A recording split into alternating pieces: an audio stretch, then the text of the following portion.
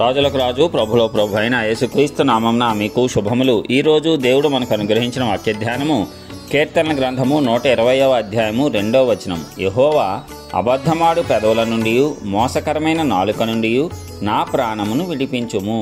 ప్రియులారా, ఈ వాక్య ధ్యానాన్ని మనం పరిశీలించినట్లయితే అనేక మంది మనకు విరోధంగా అబద్ధాలాడుతూనే ఉంటారు. మనం చేయని విషయాలు కూడా చేశాము అని వారికి వారే ఊహించుకొని మన మీద నిందలు వేయటము, అబద్ధాలు చెప్పటము అనేక సందర్భాల్లో మనం చూస్తూ ఉంటాము. అదేవిధంగా అనేక మంది మనలను మోసం చేస్తూ ఉంటారు. పైకి పెదవులతో ప్రేమగా మాట్లాడతారు కానీ వారి అంతరంగంలో ఘోరమైనటువంటి విషం అనేది ఉంటుంది. మోసకరమైన కార్యాలు మనకు చేయాలి అని వారు తలంచుతూనే ఉంటారు. అయితే అలాంటి వారందరి నుండి మన యొక్క ప్రాణమును తప్పించేవాడు మనము నమ్ముకొనినటువంటి దేవుడు. ఆయన మనకు ఎత్తైన కోటగాను, ప్రాకారముగాను, ఆశ్రయ దుర్గముగాను ఉన్నటువంటి దేవుడు. అందు నిమిత్తము ఆయన మనలను తప్పనిసరిగా విడిపిస్తాడు, మనలను ఆదరిస్తాడు.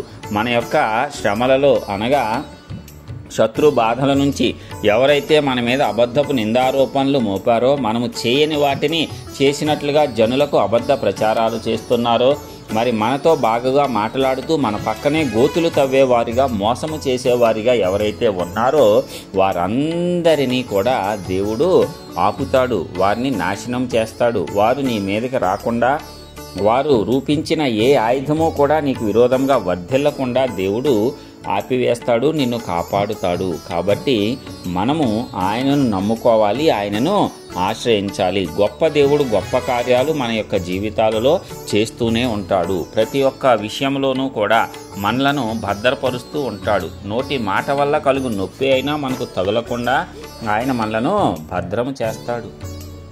ఎందుకంటే ఆయన నిజమైన దేవుడు, నిజముగా మనలను ప్రేమిస్తూ ఉన్నాడు. నిజమైన ప్రేమ ఎల్లప్పుడూ కూడా కాపాడుతుంది, భద్రపరుస్తుంది. కాబట్టి మన దేవుడు మనలను నిజముగా ప్రేమిస్తున్నాడు. అబద్ధమాడు పెదవుల నుండి, మోసకరమైన నాలుక నుండి మన ప్రాణమును కాపాడుతాడు. ఎందుకంటే అనేకులు ఆ మాటలు విని కృంగిపోయి చనిపోయిన వారు ఉన్నారు. అనేకులు మాటలు పడలేరు, ఆ అవమానాన్ని భరించలేరు. చెడ్డదానిని తమ గూర్చి చెప్తూ ఉంటే వారు సహించలేరు. సున్నిత మనస్కులు ఉంటారు. వారు ఇలాంటి వారి యొక్క మోసాలలో పడిపోయి తమ ప్రాణాలను కూడా తీసుకుంటారు. అనేక సంఘటనలు మనం చూస్తూ ఉంటాం. కాబట్టి ఒక అబద్ధము జీవితాలను నాశనం చేస్తుంది. మోసము జనులను మరణించేలాగా చేస్తుంది.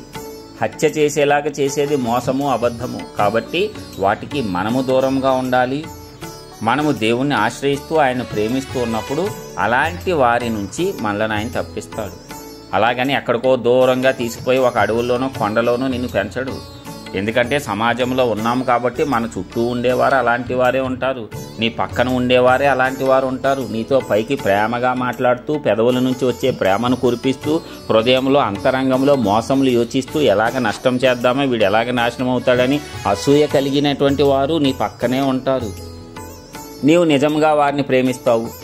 అలాంటి వారందరూ నీ మీద ఎన్ని పన్నాగాలు పనినా అవి ఏవి సఫలము కాకుండా మన దేవుడు కాపాడతాడు. అందుకే మనుష్యులను కాదు ఆశ్రయించాల్సింది, మనుష్యులను కాదు నమ్ముకోవాల్సింది, రక్షకుడైనటువంటి ప్రేమించేటువంటి ఆ దేవుణ్ణి మనం నమ్ముకోవాలి, ఆశ్రయించాలి. మరి ఆ రీతిగా మనం ముందుకు సాగటానికి ప్రభువు కృప మనకు తోడుగా ఉండునుగాక. మహోన్నతుడైన గొప్ప తండ్రి, మీ ఘనమైన నామానికి వందనాలు. ఎల్లప్పుడూ కాపాడే దేవుడవు, కునుకక నిద్రపోక మమ్మల్ని భద్రం చేసే దేవుడవు. మరొక్కసారి నీ వాక్యం ద్వారా మాకు జ్ఞానమునిచ్చావు. అవును, మా చుట్టూ అబద్ధమాడేవారు, మోసం చేసేవారు అనేకులున్నారు తండ్రి. అయినా వారి బారి నుంచి మమ్ములను, మా ప్రాణాన్ని, మా కుటుంబాన్ని రక్షించేటువంటి దేవుడవు నీవే. వారు మాకు విరోధంగా ఏవి ఆలోచించినా, యోచించినా, తయారు చేసినా అవి వర్ధిల్లకుండా చేసి కాపాడేటువంటి గొప్ప దేవుడవైనా నిన్ను కలిగి ఉన్నాము. నీవు ఎలాగూ మమ్మల్ని ప్రేమించుచున్నావో మేము అలాగ ప్రేమింపబద్ధులమై ఉన్నాము. కాబట్టి మేమందరము కూడా నిన్ను ఆశ్రయించి, నిన్ను ప్రేమించి, నీకు లోబడి నీ నుంచి వచ్చేటువంటి గొప్ప రక్షణ సదాకాలము మేము పొందుకునేటట్లు మా అందరికీ నూతనమైనటువంటి మనశ్శాక్షిని అనుగ్రహించండి. ప్రతి ఒక్క బిడ్డను ఆరోగ్యంతో నింపి ఆశీర్వదించి నీ నామాన్ని ఘనపరచుకోండి. మహిమ ఘనత ప్రభావం నీకే ఆరోపిస్తూ యేసు పరిశుద్ధ నామమున ప్రార్థించి పొందుచున్నాం పరలోకపు తండ్రి. ఆమేన్.